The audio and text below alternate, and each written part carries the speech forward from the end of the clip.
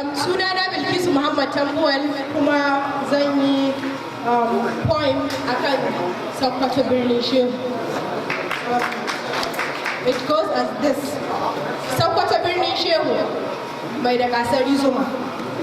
The seat of the Caliphate, as it is known, a place we call home, where if the earth were a single state, then Sokoto would be its capital. But to them, a hamlet at the edge of the world. In muka ce a walla, sai su yi tunanin ba Hausa muka yi ba. Amma ba su san Hausa mu ita a tsantsa Hausa ba, don asalinsu a ƙarƙashin Sokoto take. Ina so in ba ku labari na akan ƙasar Sokoto. Sokoto ƙasata da aka gina bisa tushen ilimi. A lokacin da Shehu Usmanu Dan Fodiyo ya yi jihadi, ya yi gwagwarmaya don ya faha mana wagga ƙasa tamu ta Sokoto. He throws for the establishment of Sokoto Caliphate, which coincides the Battle of Tafkin Kwato, the Battle of Iswa, the Battle of Bakuhi, da sauransu.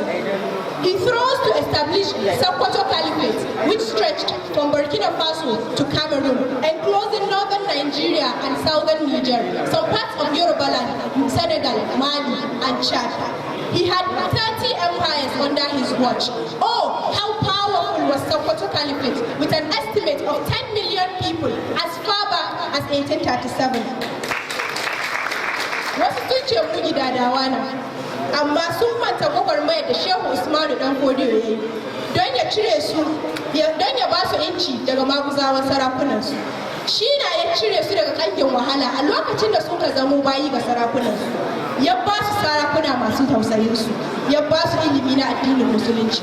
Dole su gode ma Sokoto, dole su kawo gaisuwa Sokoto, kuma dole su girmama Sokotawa. Shehu Usmanu Dan Fodiyo, his daughter Nana Asma'u and sons wrote extensively on Islamic knowledge, history, astronomy, medicine, agriculture, and defense. Poetry did not start today, for Nana Asma'u penned more than 50 poems. Even before the coming of Western civilization, we were literate with clothes over our bosoms and a booming economy maintained through Islamic tradition, market integration, internal peace, and an extensive export trade network. To haka sani, Musa Kwatawa da arzikinmu an kasanmu. Muna da masana'antunmu na gargajiya da suka hada da makera da majema da masaka da masassaka da marina da madonka da mahauta. Wanda muna noman kada da kaɗe da goro da gero da shinkafa da masara da dawa da acca da albasa da tafarnuwa. Kuma muna noman tumatir da tonka da wake da gyada da rake da waken suya. Ba lokacin damina ba, har cikin rani. We have different species of livestock ranging from different breeds of goats, sheep, and cows. The most prominent being the Sokoto Gudali and the Sokoto Redwood, popularly known for its leather called the Moroccan leather. But why should it be called the Moroccan leather and not the Sokoto leather? I leave that answer to you all. We are blessed with a lot of mineral resources. That which you use to lay your blocks is found beneath our rocks, limestone. That which you use to make your tools is found within our brooks, iron. And that which you use for revenue has got an avenue in our state, crude oil. And we have commercial quantities of jirai, the gum Arabic, bagarua, and locust beans.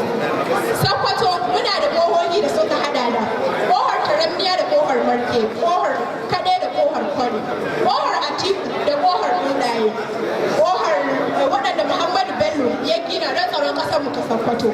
Zan lissafa muku sarakunan mu na musulmi tun daga kan Shehu Usmanu Dan Fodiyo, Muhammadu Bello, Abubakar Atiku na ɗaya, Ali Babba Dan Bello, Ahmadu Atiku, Aliyu Karami, Ahmadu Rufai, Abubakar na biyu, Mu'azu Dan Bello, Umaru Dan Aliyu, Abdurrahman Dan Abubakar Atiku, Muhammadu Attahiru na ɗaya da Muhammadu Attahiru na biyu, Muhammadu Dan Muhammadu Mai Turare, Muhammadu Dan Amadu Dan Muhammadu Tambari, Hassan Dan Mu'azu, Sadiq Abubakar na uku, Ibrahim da Suki, da Muhammadu Macido. Allah ya ji kansu. Sai sarkinmu na yanzu, Alhaji Sa'ad Abubakar na uku, uban kowa, mai jama'a, mai salsalar diplomasiya. Allah ya ja zamanin shi. Jinjina ta musamman ga zuri'ar waɗanda suka taimaka ma Shehu Usmanu Dan Fodiyo wurin kawo mana wanga ƙasa ta tamu ta Sokoto. Ina jinjina gare ku zuri'ar Abdullahi Gwandu, jinjina ga zuri'ar magajin gari Binawan Shehu da zuri'ar magajin Rahi Umar Alkamu malamin Shehu Usmanu Dan Fodiyo da zuri'ar Malam Uban Doma Almadinawi malaman Shehu masu salsala daga Madina. Jinjina ga zuri'ar Aliyu Jodi sojojin Shehu da zuri'ar Baraden Sullubawan Wamako. Jinjina gare ku Galadimawa da Alkamawa da Takalmawa da Sullubawa mutanen Rikina da Shuni da Bidawa da Moyijawa mutanen Yabo da Sirdawa. This was the Sokoto Caliphate that Shehu Usmanu Dan Fodiyo built. What has gone wrong? What made us fall below all standards that we ever lived? Ya an kai mun kamar mutanen da ke karkashin mu sun kai mu bunƙasa.